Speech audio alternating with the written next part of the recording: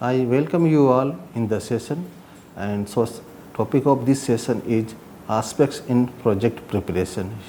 And you are well aware that projects are the building block of a development activity in a country. They are basically investment plan. They are the activity designed to undertake the development activity in a country. So today we are going to discuss about the what are the different aspects which we need to consider when we develop the projects, when we prepare the projects, and why there is importance of these aspects which we need to consider while developing a project or while developing a plan or implementation plan of a project. The projects is basically an investment activity meant for providing the returns for a specific clientele group or a specific activity and for a specific area development. So they are the basically investment activities, and the purpose is to get some returns for a specific clientele group or through a specific activity, and in that actually we want to achieve some specific objectives for a particular area. And there are different aspects which need to consider, we must consider actually in all stages of the project planning or an implementation. And actually the purpose of this aspect, by considering of this different aspects, is to develop the sound project which can results what we want, actually what we intend. So in order to arrive a very good project, a sound project, a worthwhile project, we need to consider different aspects in the project planning. These are the different aspects which we need to consider. One is the technical aspect, the institutional aspect, the organizational aspect, managerial aspect, social aspect, the commercial aspect, financial aspect, and economic aspect. So these are the 8 different aspects which we need to consider at every stage of the project preparation, every stage of the project implementation, and even the evaluation aspect also. We have to consider all these aspects. So let us start with the technical aspect actually.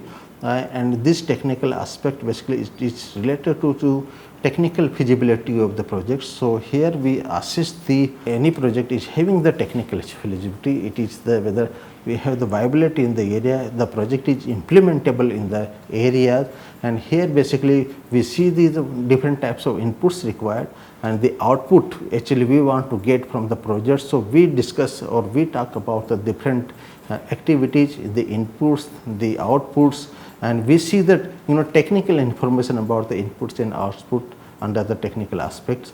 And when we talk about the agriculture project, we have to examine the soil types of the region or their potential, whether soil is fertile or not.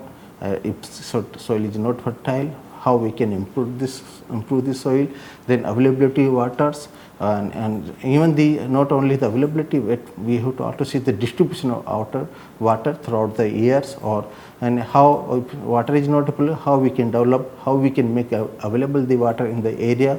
Then we have to look about the crop varieties or livestock breeds in the area, or the varieties or breeds which are suitable in the area. Then we have to also look about the potential for the mechanization. So is there any mechanization possible in the area? If the landholder size is very small, we cannot go for the high or big machinery. And also we have to look about the pest endemic and the possibility of the pest and diseases in the areas, and how we can control this pest and diseases in the area. That all the things we have to look while considering the technical aspect. And we have to also examine the marketing aspect also, the storage facilities available in the area for the output of the production or output of the project. So actually we want to assess the efficiency in the marketing, in the processing of the products. And here we have to do different types of the analysis for the technical aspect. To understand the technical aspect, we have to do different types of analysis, and for that we have to collect the data from the field, and there may be primary data, there may be secondary data. So we can conduct the soil survey for agriculture project, we can have the survey on the groundwater availability, then we can have a data on the hydrological aspect, then we can collect the data about the farmers and their profile, socioeconomic profile, and for that purpose we have to collect data using the primary survey, sometimes group discussion also we can do, and what are the current farming methods farmers are following in the area. And then we also have the information about social values, because ultimate utilization of the input or method of production is all depend upon the social value of the farmers, the clientele groups, and these values always affect the adoption of the technology in the area. And sometimes we have to also conduct the field trial to verify the data which we have collected. And if we are collecting information what the maximum possible yield in the area out of the projects, then we may conduct some field trials to verify the data about the yield optimal from the project output. Then here, what are the purpose of the technical analysis actually? So through the technical analysis we know about the extent and capacity of the physical resources for the development. So through the technical analysis we know what are the potential of the physical resources like soil, the water, the land. So we can understand the physical the potential of the resources. Then we can generate the proposal for possible development alternatives, and actually based on the technical analysis we can develop the alternative projects also, and we can collect the information to justify the selected alternatives among the various alternatives, which is a good one. Based on the technical information we can justify that.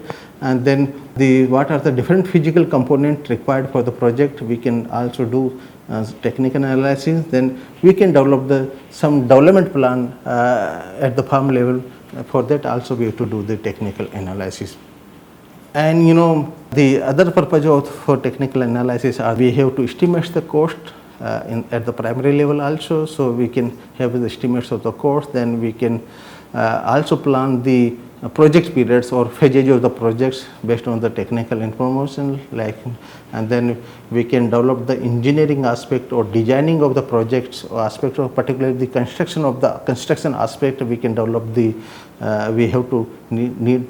we need to do the technical analysis. And then what will be the major inputs required for economic analysis that we can collect out of the technical analysis. Then we can also design the project organization or management based on the technical analysis. What type of the expertise or managerial skills or technical skills will be required, that we can do using the project analysis.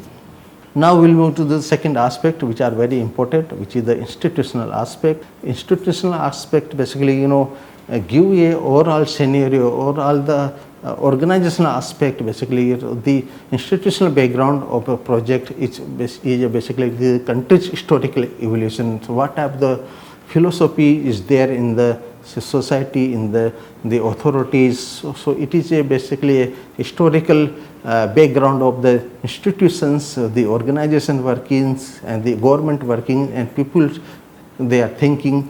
So this institutional aspect is very much important actually to undertake the project, to develop the projects, and this institutional aspect help in providing the framework within which the project will be implemented, within which the project have to operate. So this institutional aspect basically give the information about the framework within which we have to implement, within which we have to operate the project. So in project preparation there are main tasks to identify the components of the institutional framework, like we have the government institution, we have the project authority, we have the corporate bodies, we have what type of land tenure system is there, then what are different banking and credit institutions are there, then different types of organizations are there or not, or cooperative organizations are there or not, then what type of religious customs and practices are there, what type of social values are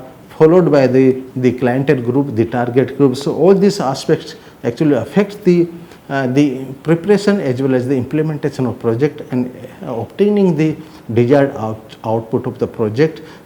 For that purpose we need to consider different institutional aspects. And in the institutional aspect, we have to study the government institution, what type of different government institutions are there, how they work, and so we need to understand the administrative system in the project areas.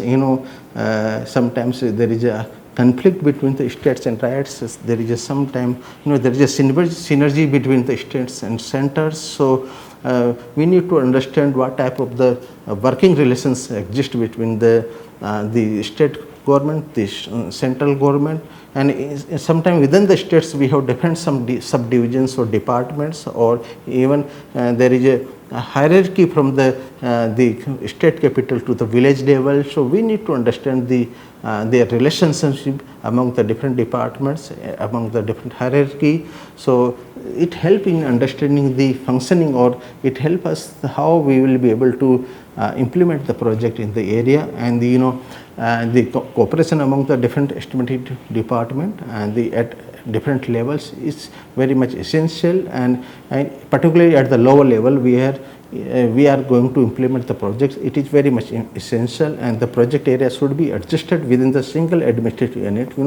If you want to have the project which are operated very well, for that sometimes with the objective to have that project is implemented very well, the project area may be confined to a single administrative division, maybe in particular state, or maybe in a particular district, or particular agroclimatic conditions, so that there is a management of the operationalization of the project is very well. Then second aspect under the institutional aspect, or second institutional agency is the project authority actually, and an authority is established by law that vests the project implementing agency with special power to undertake its tasks. So actually sometimes for the projects we constitute a new authority like National Rainfed Area Authority.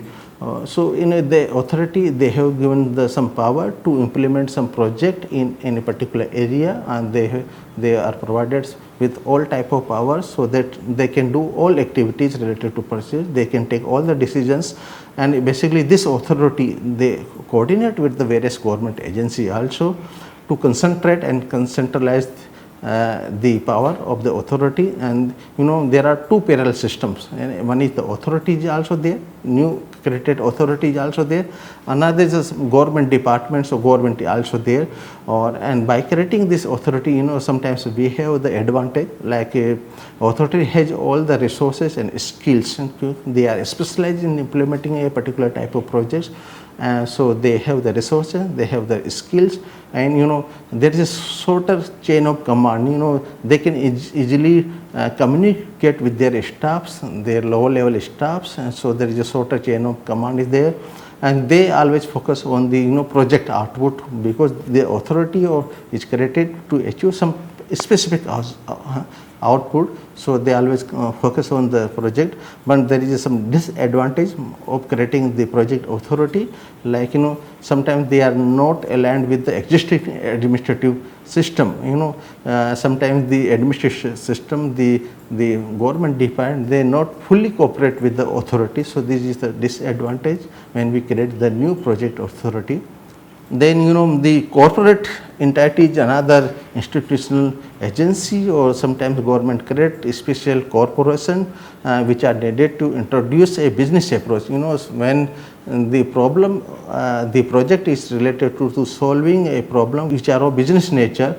For that purpose, sometimes government create the corporations, like the seed corporation, national seed corporation is there, yeah, cooperative corporation is there, and actually this they facilitate in improving the project, also making available the project funds to the private sector also, because they have the special autonomy, they take the full decisions about the project which are of the business nature. There is some investment is there, and we want to achieve some business objectives. We want to make available the resources to the farmers, we want to make available the input to the farmers, and creating there are some advantage of creating this corporation or the corporate bodies, like they are best suited to exploitation of the existing resources, because they have the some business orientation with them.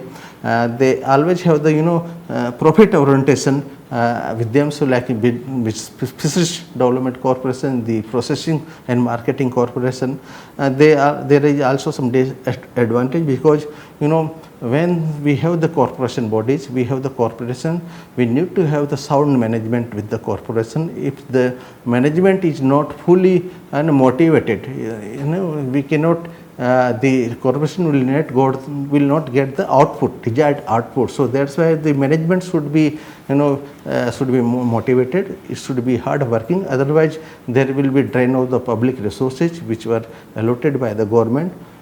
Then land tenure system is another institutional aspect actually, and in the ownership of the land, or land owner and the tenant relations, they always affect the they always influence the production activities in the area, the employment opportunity in the area, income distribution activity, income distribution aspect of the project also. The farm size of the land, if small farmers, the large farmers, they have different types of attitudes, they have different types of intensity of the activities, they have different types of motivation, they have different types of motivation to undertake the innovations. So all these things, the relationship between the ownership and the owners and the tenant, or types of ownerships, they always affect the the investment aspect in adopting the technology, and it ultimately they affect the production or employment, or the income distribution activities. So attitude of the attitude toward the risk taking, and then there is a difference between small farmers or large farmers. And introduction of the innovations, the managerial farming skills will be different for the small farmers or large farmers. They have different types of the skills, and so all this have some bearing on the project success, in achieving the or setting the achieving the project goals. They have impact on that. And particularly for the income distribution project, there is it is very important to identify the target beneficiaries. So for that purpose, we need to have the information related to land tenure systems and while designing a project.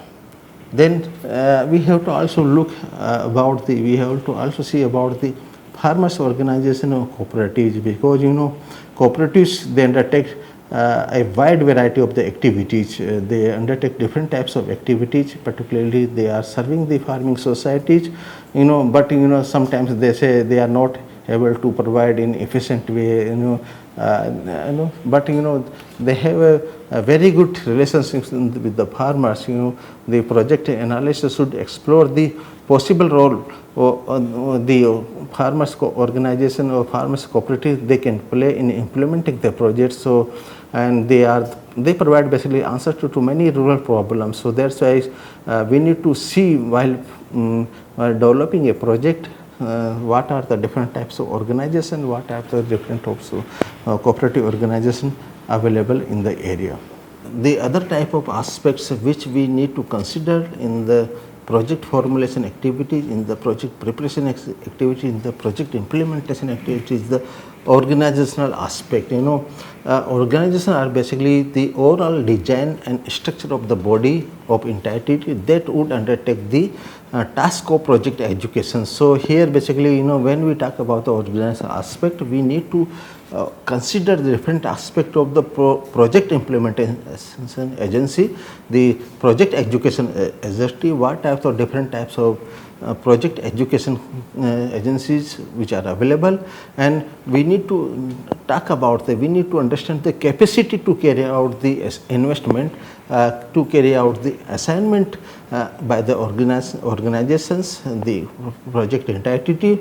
And actually this organization or any agency which are going to implement the project in the area, they should attend to the institutional and legal framework of the country. So they should understand what are the different organizations available in the area, what are their powers or authorities. So we need to take all this consideration, and these organizations should also take into consideration the political and social climate of the country or the area where the project is going to implement. So all type of things, the environment around them, the social environment around them, the political environment around them, we should consider while developing the project, while formulating a project in the area. And when we talk about the organization aspect, there are three things we need to consider. First is the selecting an organizations for the implementation. There are two options. One is the existing institutions, like we have the Panchayat Raj institution, we have the DRDA, then we have different types of institutions, like we have the cooperative organization there.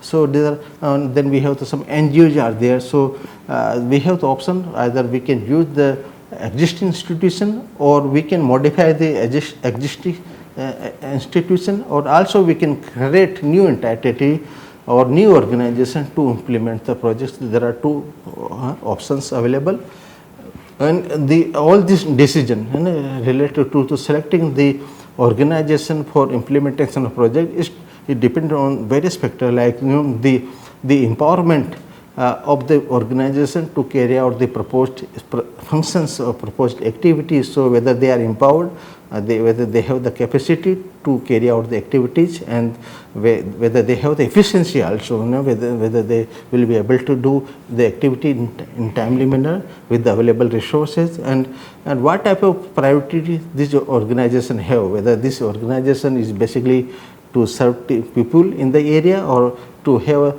this organization or some business objectives, the profit orientation activity, or they have the objective to get some out of that project. So we need to consider the priorities or objective of the organization also, and whether this organization is sensitive towards the local activities, local conditions, they understand the local conditions, they understand the caste system, the religious system, and social value of the particular area.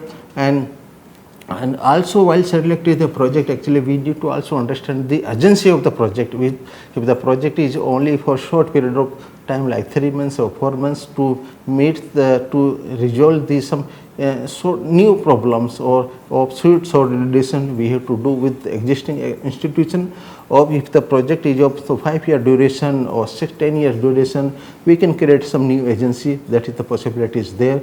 And how this organization is independent to the government bureaucracy. Actually, sometimes there is a lot of political interference in the organization, so they cannot take independent decisions. So also we need to consider how they are independent to the different government bureaucracy. Then there is also we need to consider the internal organization, how the what type of internal structures of the organization there, how they are functioning with their, whether they have the, there are different types of people, there are different hierarchies there in the organization. So whether they have the clear line of authority from the top to bottoms, they know each hierarchy, they understand their roles, their responsibilities, they understand their authority or not, and whether they have the responsibility, they have some assigned work, but whether they have the authority to take decisions about the implementation of that assignment. So whether they have the decision making powers, and whether they have the flexibility in taking the decisions according to changing conditions. So all these aspects actually they very much affect the output of that organization. The beneficiary participants, how this organization are able to motivate the client, the target groups in participation of in the project activity. That is also another aspect when we should consider in the project preparation. Then there are management aspect actually, and when we do activity, when we implement the project actually, so it is very important to consider the management aspect involved with the projects. So to implement the project's objective within the framework of the organization structure provided to the projects. This is very important, and sometimes a good management can make a deficient organization structure work. Even the organization structure is not good, but if management is very much very good, very effective, they can undertake the activity in very effective way. So management aspect is always very good. And there are some consideration when we design the project, or particularly the management aspect of the projects, like the definition of the objectives. So what type of the objectives the management is having, whether management is having to objective to serve the people, or whether the management is having the objective of getting some profit out of that project activity, and whether they have the allocation of responsibility to various agencies, associations. Then they have also need to consider the coordination of the activities. We need to develop a suitable mechanism for coordination of activity of participating agencies, and then also we need to consider the staffing of the project aspects. So, and finding a good managers or skilled or semi-skilled worker, it is always very much important. And then social aspect is also very much important, because in the development projects or development activity or development plan, actually, though we need to not only see the financial aspect, but we need to see the social aspect. Actually, ultimate objective is to what are the socio-economic development of the society. So assessment of social pattern, the custom, the culture, tradition, habits of the clientele of the project, these are very much important while considering while developing the new project. And there are many social implications that may be possible out of the project, like there is a change in the living standards, change in the material welfare, the change in the consumption habit, and there is a change in the income distribution effects. So we need to consider all this social aspect, and particularly is there any adverse effect from the project on the areas or particular groups that we have to see, and there should be no adverse environmental impact, and and there is no disturbance to some scenic attraction or some wildlife habitats is there in the area. There should be no adverse effect on them. And we have to also the multiplier effect. Outside the project area, what kind of the impact will be there out of this new project. So we need to also consider that sometime.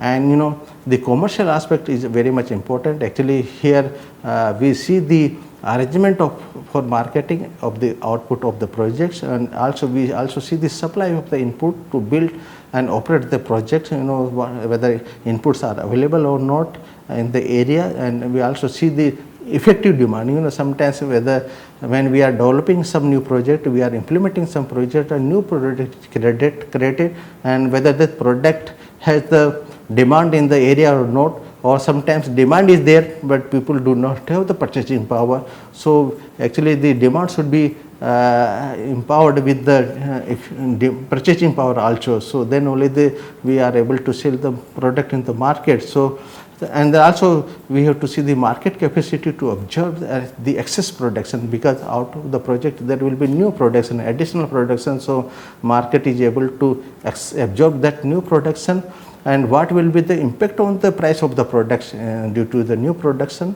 And then we have to see the viability of the project under the change price structure, because there will be price competition. So under the change price condition, whether our product will be viable or not. And we have to also see whether the marketing channel is there or not. That is also very much important. And the financial aspect is also very much important. It's here actually we measure the financial viability of the project, and there will be a number of beneficiaries and participating agency in the project area. And then so that's we need to assess the impact on the beneficiaries, or this assessment is varies from person to person, from the agency to agency. So actually we want to know, we want to understand the ultimate beneficiary, what is the impact of that new project. So here we need to assess the impact on the farmers, intermediate institutions like agricultural bank, the development cooperatives, or at the center level or center government also we need to assess the impact of the financial aspects.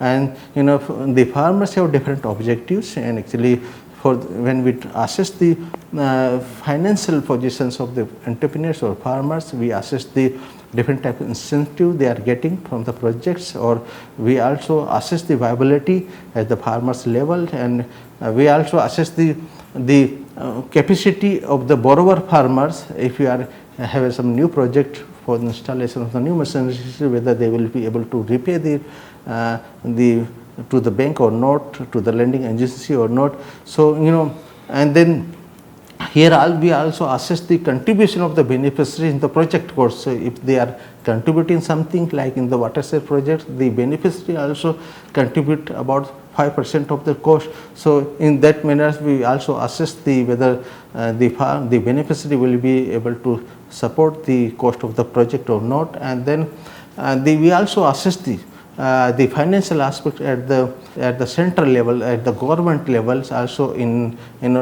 designing the financial plan for the projects, whether the government is having sufficient money or how much they have to distribute over the period, and what will be the impact on the government budget in terms of expenditure, in terms of income generation activity out of the project. So these are the activities, these are the aspects we need to assess while formulating the project. And the last is the economic aspect. Actually, analysis gives the quantitative estimates of the project's impacts on the national economy. This tool is employed actually post facto to justify the project already selected and designed. So when we have already selected a project, we have already designed a project. So what will be the impact of this project on the society as a whole, as a nation as a whole?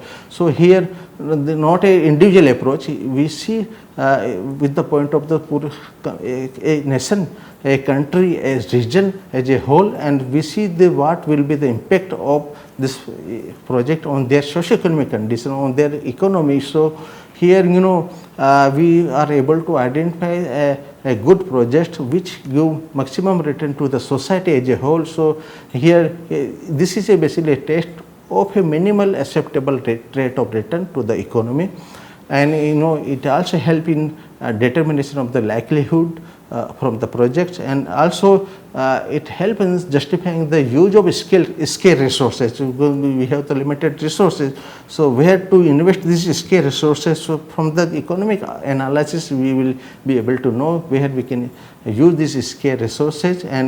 And in this project, in this economic aspect, actually we undertake the view from the society as a whole, not an individual person. So as a society, what will be impact of this project? This is this we consider while we preparing a project. Now we can sum up the this session that there are different types of the aspect which need to consider while preparing a project, like technical analysis. So here we assess the viability of the project, physical viability of the project in terms of input and output. Then we have to see the institutional aspect, the organizational aspect, of managerial aspect, whether whether a particular project which can be implemented, whether the institutional support is there, whether the required managerial capacity is there, whether the required staffing is there or not. So all this is very much important to implement the project. Then social aspect, particularly the culture, the values of the society where we are going to implement the project. Then commercial aspect, the marketing facility is available or not, and whether sufficient market we have, and whether the target group is there, whether the effective demand for the product is there or not, whether the marketing channel is there or not. So all these aspects we consider. Then we also consider the financial aspect and the cost or benefit from the project, and then economic aspect lastly, particularly see the impact of the project on a complete society, as a whole society, what will be the impact on the complete society. Thank you very much.